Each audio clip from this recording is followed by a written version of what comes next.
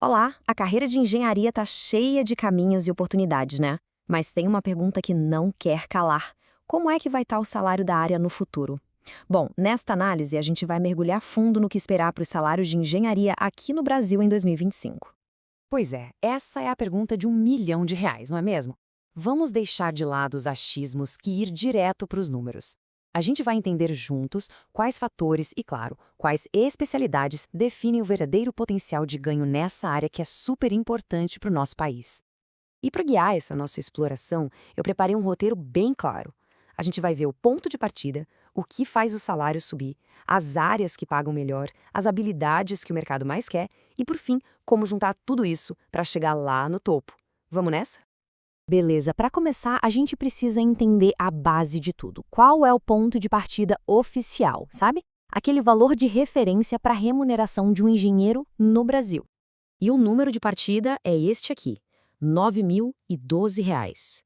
Esse valor é o piso salarial projetado para 2025, considerando uma jornada de 6 horas. É, digamos, a base legal, o mínimo que, pela lei, um engenheiro deveria receber. Mas, a gente sabe, na prática, a história pode ser um pouco diferente. E só para deixar claro, esse valor não saiu do nada, tá? Ele tem uma origem, é uma referência que está na lei. Só que aí entra um ponto bem importante. Na prática, principalmente para quem está começando a carreira, nem toda empresa segue isso à risca. É algo para se ter em mente. E aqui, a gente vê a realidade do mercado de um jeito bem claro. A progressão de carreira tem um impacto gigante no salário. Olha só, a jornada de um profissional júnior para um sênior pode mais do que triplicar o pagamento. Isso mostra que a experiência é, sem dúvida, o grande motor do crescimento salarial. Certo, mas além de ganhar experiência com o tempo, como é que dá para acelerar essa subida? Existem sim outros fatores e decisões de carreira que podem dar um belo empurrão nos ganhos. E uma das primeiras grandes encruzilhadas da carreira é essa aqui: ir para o setor público ou para o privado. De um lado, a gente tem a estabilidade e salários iniciais bem atrativos do serviço público. Do outro, a gente tem o dinamismo e um potencial maior de inovação na iniciativa privada. É uma escolha bem pessoal, e essa citação aqui do Breno Andrade resume perfeitamente esse dilema. Para quem busca criar e inovar, ter mais liberdade, o setor privado geralmente é um terreno mais fértil. É um ponto de vista bem interessante de um especialista da área. E não para por aí. Além da experiência e do setor, a geografia e o tipo de empresa também pesam bastante. Trabalhar numa capital do Sul ou Sudeste, ou numa multinacional gigante, geralmente significa um salário maior. E claro, assumir cargos de liderança também abre portas para remunerações bem mais altas. Agora vamos para uma parte que eu acho fascinante: a especialização. Porque, vamos ser sinceros, nem todos os campos da engenharia são iguais quando o assunto é dinheiro. Vamos dar uma olhada nos picos salariais da profissão. E isso nos leva a um ponto-chave. Simples assim. Algumas especializações pagam muito, mas muito mais. Se a gente usar a engenharia civil como exemplo, fica nítido o poder que a escolha de um nicho específico tem. Olha só esses dados, são bem reveladores.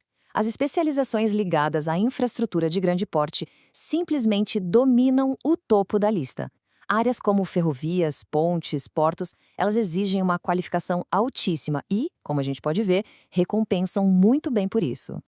E só para colocar em perspectiva, o topo dessa lista chega a quase R$ 25 mil por mês. Esse é o salário médio para engenharia de ferrovias e metrovias. É um valor que mostra o potencial gigantesco de ganho quando se foca em áreas mais estratégicas. Mas claro, para chegar nesses salários, não basta só ter a especialização. É preciso ter as habilidades certas. Então, o que as empresas estão realmente procurando em um engenheiro para 2025? A primeira coisa que a gente precisa entender é que aquela imagem do profissional genial, mas que fica isolado na sua sala, sabe? Isso aí já era. O mercado de hoje quer uma combinação poderosa de conhecimento técnico com habilidade de lidar com pessoas. No lado técnico, dominar automação, análise de dados, isso se tornou fundamental. E mais, ferramentas como AutoCAD e a metodologia BIM, aquela que cria modelos 3D inteligentes, deixaram de ser um diferencial. Hoje, são praticamente pré-requisitos.